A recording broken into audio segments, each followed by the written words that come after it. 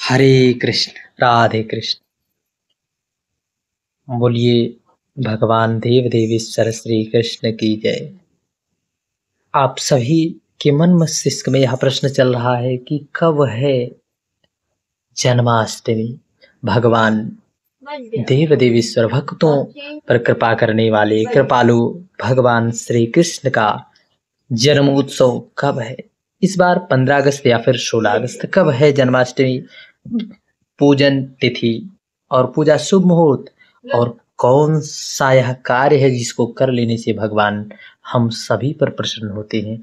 आइए जानते हैं। वैदिक पंचांग के अनुसार भाद्रपद मास के कृष्ण पक्ष की अष्टमी तिथि पर जगत के पालनहार भगवान श्री कृष्ण के अवतरण दिवस के रूप में मनाया जाता है। यह पर्व हमारे पूरे भारत देश में बड़ी धूमधाम से मनाया जाता है, परंतु हमारे भारत देश के संतों और ऋषियों के आचार्यों के माध्यम से अब तो यह पर्व पूरे विश्व में मनाया जाने लगा है। यह अद्भुत पर्व। आइए जानते हैं कब है इस बार जन्माष्टमी। क्या भगवान को भोग लगाने से भगवान हम पर अति प्रसन्न होते हैं। हिंदू धर्म में, हमारे सनातन वैदिक धर्म में श्री कृष्ण जन्माष्टमी का विशेष महत्व है। भगवान श्री कृष्ण का विशेष महत्व है। पंचांग के मुताबिक हर साल श्री कृष्ण जन्माष्टमी भादव मास के कृष्ण पक्ष की अष्टमी तिथि को मनाया जाता है। आइए जानते हैं इस दिन क्या विधान है। इस दिन भगवान श्री कृष्ण का जन्मोत्सव होता है और आपको यह भी बता दें कि भगवान श्री कृष्ण के जन्म के समय अष्टमी तिथि रोहिणी नक्षत्र, लग्न वृषभ राशि और बुधवार का दिन था। वही भगवान मध्यरात्रि में भगवान का जन्म हुआ। इस दिन श्री कृष्ण के बाल गोपाल लड्डू गोपाल के रूप में उनकी मूर्ति का बड़े भाव से पूजन करना शुभ माना जाता है। इस वर्ष जन्माष्टमी का पर्व 16 अगस्त को मनाया जाएगा। साथ ही साथ आपको बता दें, हर योग से परिपूर्ण भगवान का जन्म होता है। इस दिन आपको बता दें सर्वार्थ सिद्ध योग, अमृत योग बना रहेगा, जिससे इस दिन का महत्व और भी बढ़ जाता है। आइए जानते हैं क्या है शुभ मुहूर्त। कृष्ण जन्माष्टमी का पंचांग के अनुसार 15 अगस्त को देर रात 11:48 पर भाद्रपद मास के कृष्ण पक्ष की अष्टमी तिथि आरंभ होगी।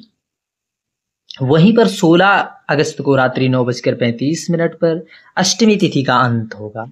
भगवान श्री कृष्ण का जन्म मध्य रात्रि में हुआ था, इसलिए भगवान श्री कृष्ण का जन्मोत्सव भी मध्य रात्रि को मनाया जाता है। परंतु भक्तों, आपको ध्यान रहे, बहुत से लोग क्या करते हैं, दिन में ही या फिर थोड़ा ही शाम के समय प्रदोष काल में आदि में 8 से 9 से 10 बजे के बीच में वही भगवान का जन्मोत्सव करा देते हैं। परंतु यह बिल्कुल गलत है। ऐसा शास्त्र के अनुरूप नहीं है, शास्त्र के अनुदिश नहीं है। इसलिए भक्तों, इस बात का विशेष ध्यान रहे कि जब भगवान का जन्मोत्सव कराएं, रात्रि के मध्य रात्रि के समय ही भगवान का जन्मोत्सव हुआ था, उसी समय मनाइए, क्योंकि हमारी वैदिक सनातन परंपरा रही है।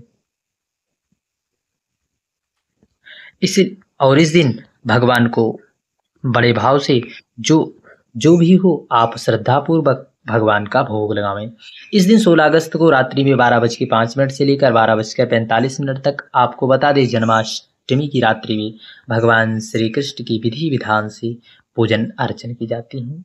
शास्त्रों के अनुसार भगवान श्री कृष्ण की जन्माष्टमी पर भगवान श्री कृष्ण मथुरा नगरी में राजकुमारी देवी की और उनके पति वासुदेव के 8वें पुत्र के रूप में भगवान अवतरित हुए थे।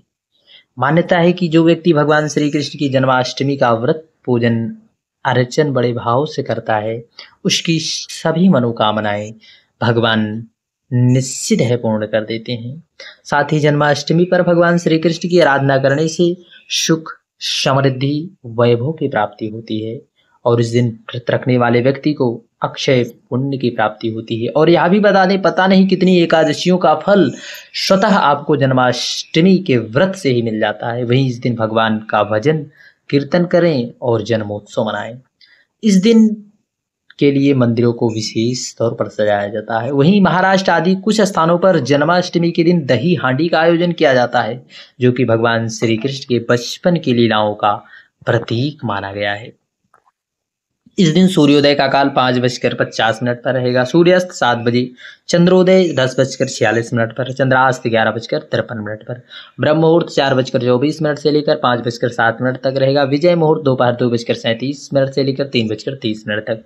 वहीं गोधूली मुहूर्त शाम 7 बजे से लेकर 7:27 तक रहने वाला है। इस दिन भगवान के भोग में आप धनिये की पंजीरी का भोग अवश्य लगाएं, मोर पंख आदि का आप अवश्य प्रयोग करें। और भगवान के भोग लगाने के पश्चात आप भगवान को जो है सर्वप्रथम भगवान की पूजा के लिए आप स्नान आदि कराएं, पंचामृत स्नान, दूध दही घी शक्कर आदि से स्नान करावें। फिर आप चरणामृत के रूप में आप उसका पान करें, फिर भगवान का भोग लगावें। परंतु एक बात का ध्यान रहे, तुलसी दल के बिना भगवान का भोग अधूरा रहता है। इन सब चीज़ों को करने के बाद आप बड़े भाव से, प्रसन्नचित्त भाव से भगवान का कीर्तन करें, प्रसाद आदि वितरण करें। धनिये की पंजीरी इसमें विशेष महत्वपूर्ण है। आप इस का भोग लगाते हैं तो निश्चित है आपके जीवन में भगवान की कृपा सदा सर्वदा बनी रहेगी। हरे कृष्ण, राधे कृष्ण।